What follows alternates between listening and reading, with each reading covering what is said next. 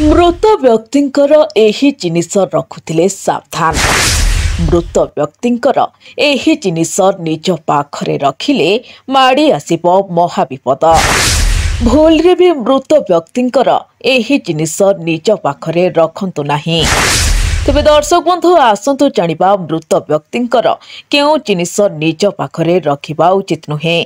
मृत व्यक्तिंकर एही जिनिस जदि निज पाखरे रखा जाए तेबे केउ विपद माड़ी आसीथाए। आउ डेरी न करी आसंतु जानिबा। हाँ क्या एने गरुड़ पुराण रे भगवान श्रीकृष्ण जन्म और मृत्यु संबंध रे गरुड़ंकु कहिसंती जन्म ग्रहण करिथिबा मनिष दिने जगत छाड़िबाकु पड़िबो।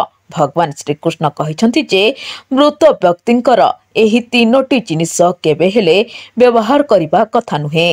मनिष जदि जीवन रे भल कार्य करिथाए तेबे मृत्यु समय रे ताहार प्राण सहजरे ईश्वरंक निकटकु जाइथाए। मात्र जो लोक माने जीवन काल खराब काम रे लीन होई रहिथांती सेमानंक आत्मा बहुत छटपट होइथाए।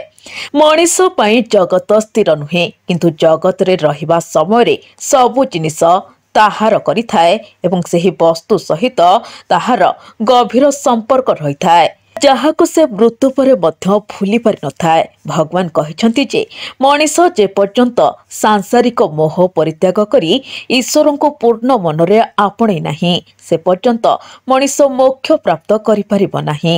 मनिषर जिज्ञासा एपरि रहे जे से सांसारिक वस्तु प्राप्त करिबा पई एही धरा पृष्ठ रे एणे तेणे भ्रमण करिथाए।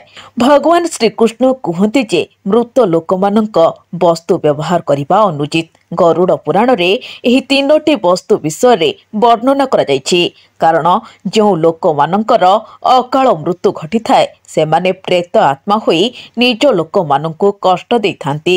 तेणु जदि आपणक आत्मीयंकर हठात मृत्यु हुए तेबे आपण सेमानक व्यवहार करिथिबा जिनिस तांक स्मरण रे रखि परिबे किंतु ताहाकु निजे व्यवहार करिबा उचित नुहे।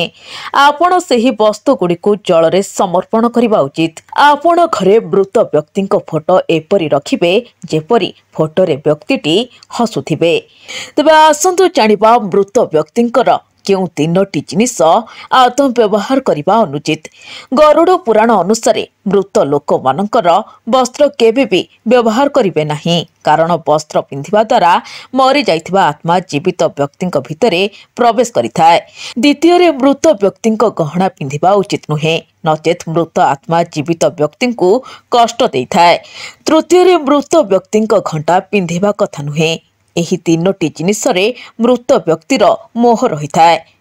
Bureau report BNS live.